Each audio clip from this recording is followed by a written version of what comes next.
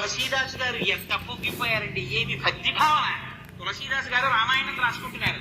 హనుమ వచ్చి ఏం రాశావన్నారు? అశోకవనంలో పువ్వులన్నీ తెల్లగా పుష్పించున్నాయన్నారు, నీ మొహం ఎర్రగా ఉన్నాయన్నారు హనుమ. అంటే కాదు స్వామి, నేను మానసికంగా దర్శనం చేశాను, అశోకవనంలో చెట్లకి తెల్లటి పువ్వులు ఉన్నాయన్నారు తులసీదాస్ గారు. కాదు, పువ్వులన్నీ ఎరుపు అన్నారు హనుమ.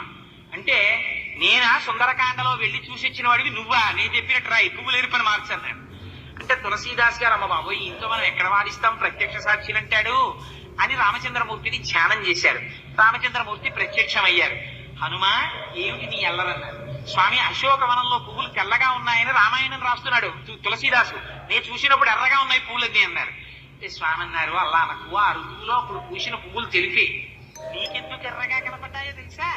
ఆ చెట్టు మీద కూర్చుని కిందకి చూసావు మీ అమ్మని, క్షితిక్షమా పుష్కర సన్నిభాక్షి యరక్షిత రఘవ లక్ష్మణాభ్యాం సరాక్షసీభి వికృతేక్షణాభి సంరక్షిత సంప్రతి వృక్షమూలే.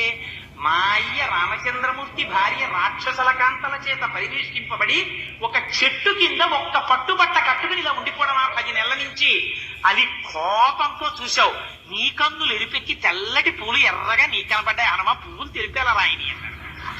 తులసీదాసు గారు ఎంత పొంగిపోయారండి, ఏమి